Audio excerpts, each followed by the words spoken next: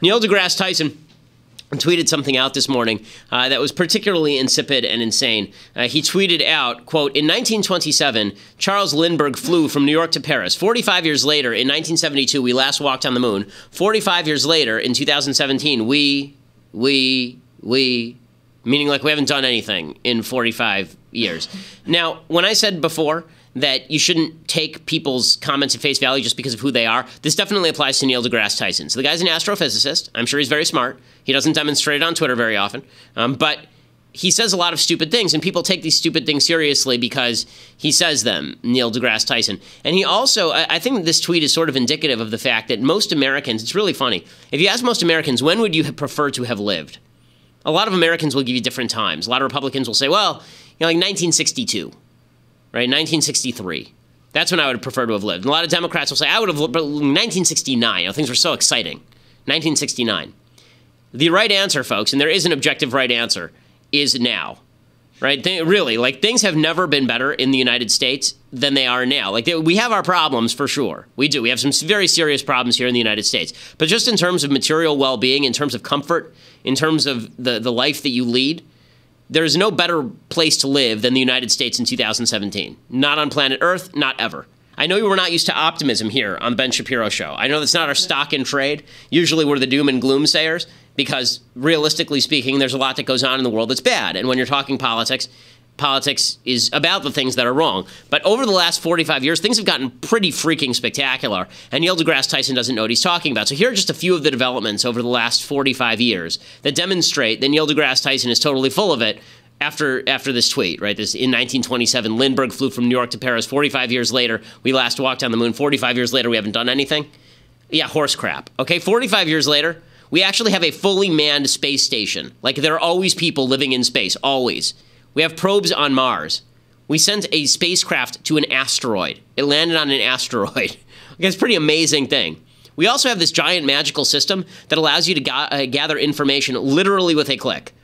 It used to be, I'm old enough to remember before the internet, when you did a book report, you had to go to the library, and you had to go through the Dewey Decimal System, and you had to take a bunch of books out, and then you had to scan through the books and look for the information that you wanted. And it took forever. It took forever. It was really time-consuming. And the information that you could gather was limited by the number of books in the library.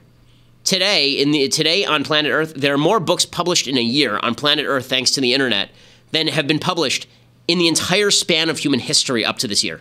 Seriously, that's how many books get published every year. That's how much information is added to the system, which is why we all live longer, happier lives, because with more information in the system, that means there's better health information, there's better information on how to live a happier life, even if we don't take advantage of it as we should.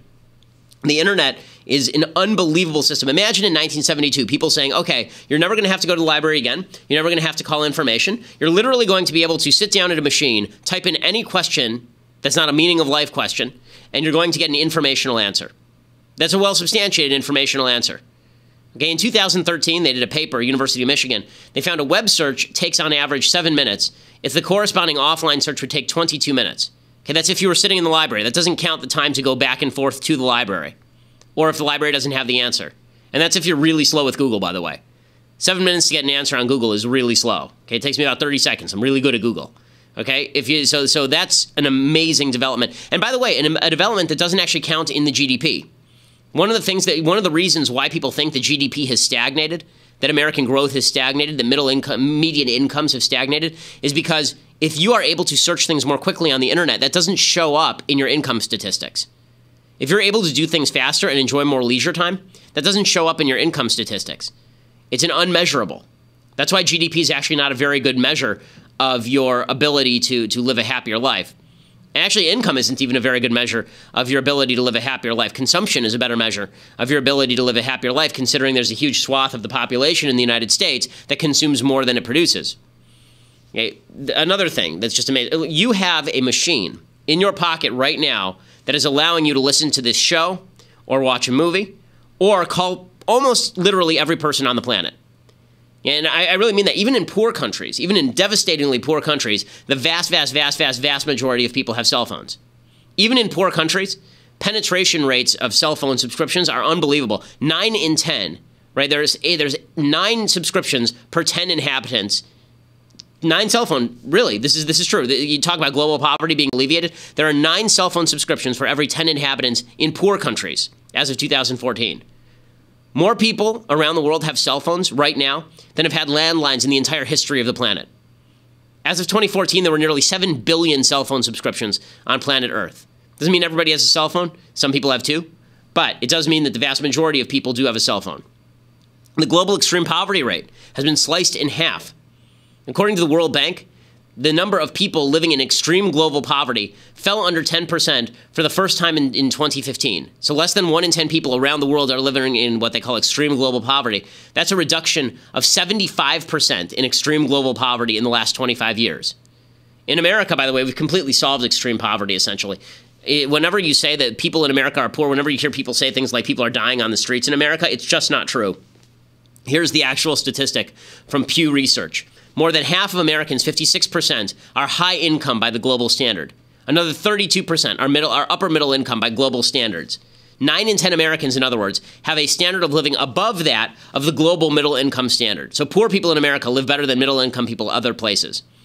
Only 7% of people in the United States were middle income, 3% were low income, 2% were actually poor. Only 2% of Americans are poor by global standards, which is virtually nobody. Right? Life expectancy has increased dramatically over the last 45 years. In 1972, life expectancy in the United States was 71 years old. Today, it's nearly 80. That's almost a decade of increase in the last 45 years in life expectancy. Infant mortality in the early 70s was at about 20 deaths per 1,000 live births, which is crazy high, right? I mean, that means that 2 out of every 100 live births, the kid would die. Today, infant mortality is at 6 per 1,000 live births. We've sliced it by 2/3, and that's still too high. We can get it down further.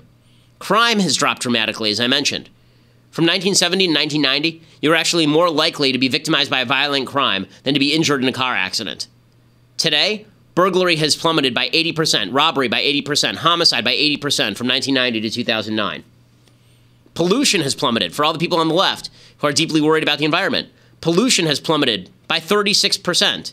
Sorry, the American population grew 36% between 1970 and 2000. Energy consumption increased 45%.